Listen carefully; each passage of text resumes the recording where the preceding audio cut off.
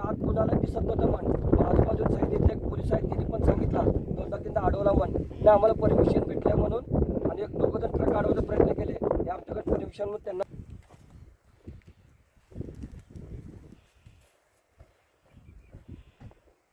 सगळ्यांनी एकच नाव घ्या.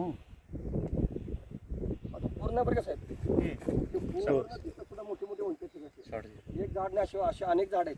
बरोबर आहे. तिकडपर्यंत हो तिथपर्यंत आहे ते कंपाऊंडचं ना, तिथं अजून उंच कडाला पण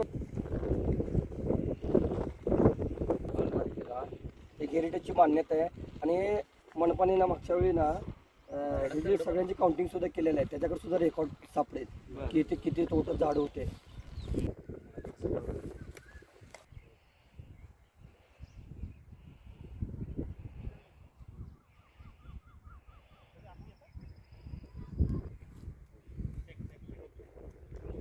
कोण आहे ते?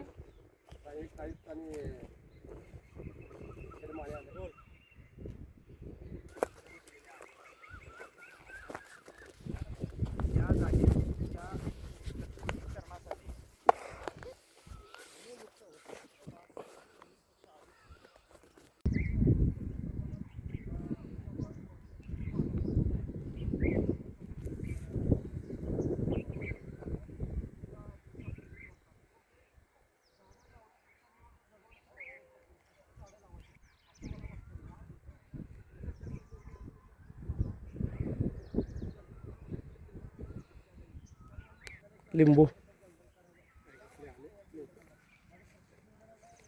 तिकडे चला.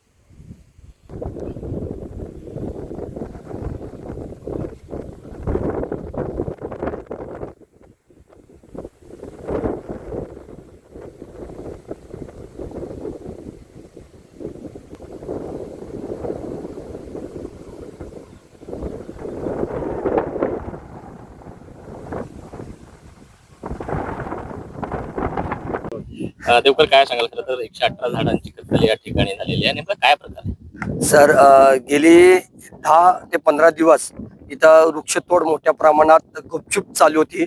याची माहिती मिळताच काही पत्रकार बांधवांचाच मी आभार मानतो की त्यांनी माहिती कळवली होती. प्रशासन यांना पण दखल न घेतलं असल्यामुळे एक प्रामाणिक वृक्षप्रेमी म्हणून मला जशी माहिती मिळाली इथे तात्काळ आलो. त्यावेळी ट्रक न ट्रक जात होते. त्यावेळी ट्रक आणि लाकूड तोड्यांना आम्ही गुपचूपरित्याने पकडलं. त्यांच्याशी आमचे वादावाद झाले. त्यांनी हे दम दिलं, हे दिलं, परंतु पोलीस प्रशासनाची मदत घेतली, वन विभागाची घेतली, मनपाची मदत घेतली आणि ही ट्रक पोलिसांच्या ताब्यात देण्यात आली. तर याचं दुःख होतं की ह्या मोठ्या बिल्डरने आपल्या शक्तीच्या जोरावर जवळ 30 एकरचा परिसर असेल तर त्यांनी 100 वर्षापुढील झाडं, 50 वर्षापुढील झाडं जे हेरिटेजची मान्यता आहे त्याला जर तोडायचे असेल तर एक हरित लवादा केंद्राची किंवा महाराष्ट्र शासनाची परमिशन घेतल्याशिवाय तोडता येत नाही. स्थानिक प्रशासन, उद्यान विभागाची परमिशन नाही, वन विभागाची परमिशन नाही. हे कुठल्या जोरावर, कुठल्या ताकदीवर एवढी मोठी झाडं तोडलेत याचा अजून खुलासा झाला नाही. यासाठी आम्ही प्रयत्न करतोय. गेले 3 दिवस इथं पंचनामा चालू आहे. अजून झाड किती तोडले त्याचं मोजमाप चालू आहे. हे म्हणजे सोलापुरात एक मोठा इतिहासातली मोठी वृक्षतोड आहे. तरी गप्प का सगळेजण, याचं मला दुःख होत आहे. तर याला लढा चालू ठेवणार आहे. हे जे कोणी याला दोषी असतील त्याच्या ह्या प्रमाणात जेवढे सोलापुरात हरित क्रांती होईल, झाडं लावलं येईल हेच शासनाने ताब्यात घेऊन इथंच जंगल निर्मिती तयार करण्याचा त्याला कडक आदेश देण्यात येईल. जोपर्यंत हा लढा जिंकत नाही तोपर्यंत हा लढाई चालू असेल सर. कोणकोणत्या प्रकारची झाडं होती सर, आणि कायदा काय सांगतो या झाडाचा? ह्यात वड, पिंपळ, कडुलिंब, चंदन, चिंच, जांभूळ अशी जैवविविधता नटलेली झाड होते. त्यात अनेक पक्ष्यांची घरटी गेलेली सर. इथं पक्ष्यांचं केलेलं किलबिलाट होता. आजूबाजूच्या माणसांनी सांगितले की इथं पक्ष्यांचा आवाज एवढा मोठा येत होता वृक्षतोड करताना, म्हणजे यांचा किंकाळा सुद्धा या आजूबाजूच्या घराला ऐकला. त्यांनी सुद्धा अडवण्याचा प्रयत्न केला, त्यांनाही जुमानला नाही. म्हणजे आज जैवविविधतेचा हानी झाली, पक्ष्यांचे खून केलाय, झाडांचा खून, इथला ऑक्सिजन टोटली नष्ट करण्यात आलाय.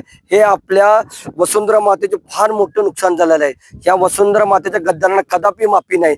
जे कोणी केलेलं आहे ना, केंद्र स्तरावर राज्य स्तरावर मोठ्या प्रमाणात कडक कारवाई करून याची भरपाई भरून देण्यात यावी हीच विनंती आहे. याबाबत वन विभाग किंवा पोलिसांकडून कुठला गुन्हा दाखल झाला आहे? वन विभागात सुद्धा तपासणी केलेली आहे, तक्रार दिली आहे का तुम्ही? तक्रार दिलेली आहे. वन विभागाला तक्रार दिली आहे, मनपाला दिली आहे, पोलीस प्रशासनाने दिले आहे. त्याचा तपास चालू आहे. लवकरात लवकर याचा व्यवस्थित अभ्यास करून खुलासा करून कारवाई करण्यात येईल असं आश्वासन देण्यात आलेलं आहे.